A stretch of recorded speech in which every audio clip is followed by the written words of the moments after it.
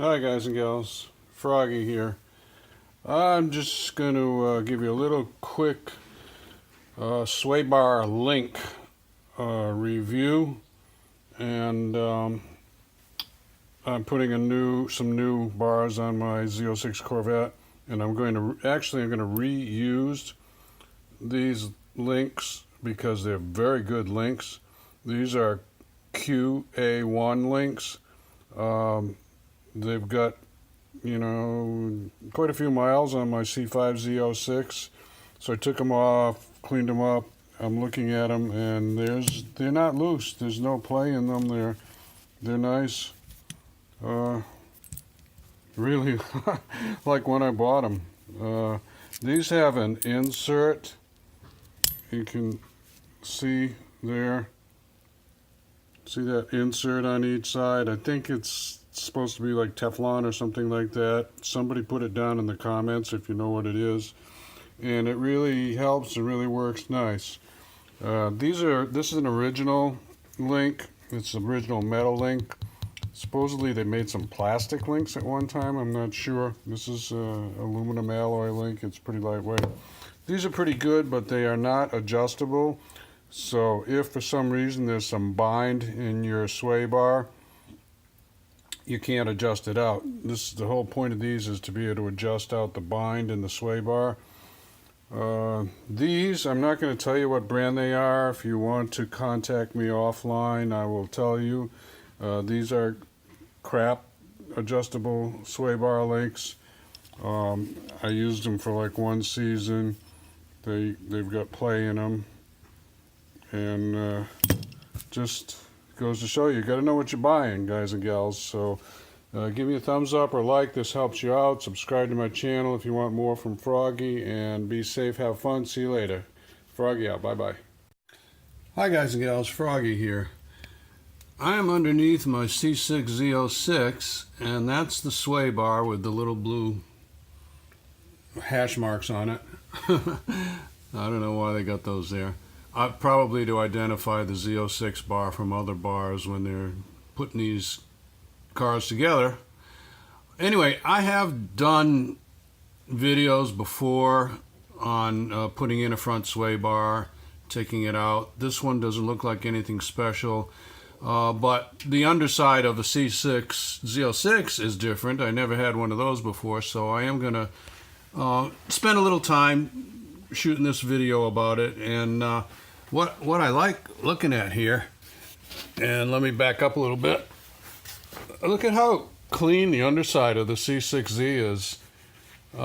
It's almost, well, it does really have kind of a tray for aerodynamics, obviously, so that the air doesn't get all mixed up and confused, and it helps it pass under the car what needs to pass under the car.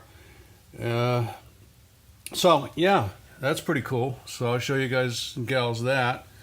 And there is a little air dam here that would also, it's lower than the tray part here, so keeping air from passing underneath, and so I guess it would kind of flow off to the side or do something. I'm not an aerodynamics trained person by any means, but I just read about it and I see the cars. I love the Formula One cars.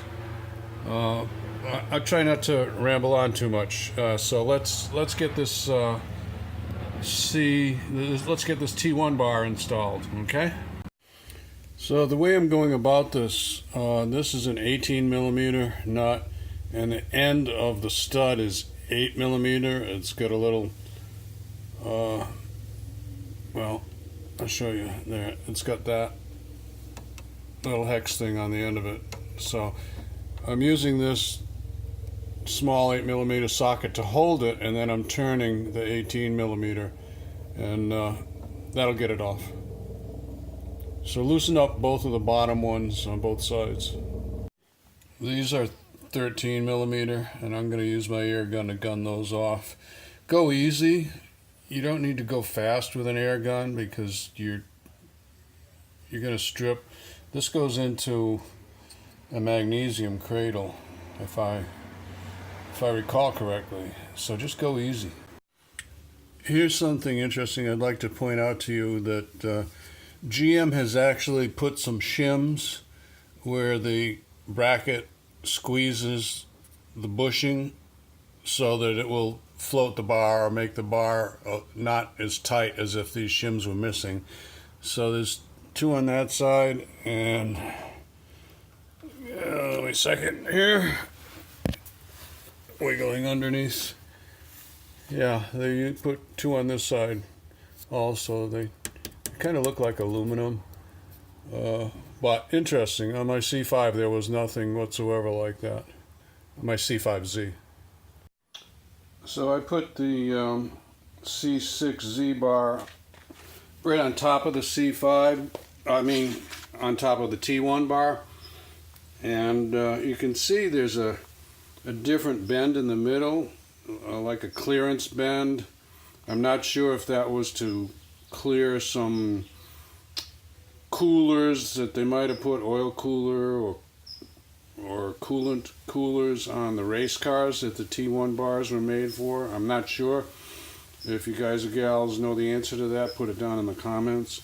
But it does look like it will fit right into the C6Z, because it did fit on the C5Z, and the C5Z bar also did not have that kind of a bend in it like that. Of course the bushings are going to be different because they're different thicknesses, and what I'm going to do on this one, and you guys and gals may not realize that, to have adjustable links on a sway bar so that you can take any preload out of it, you really only need one on one side.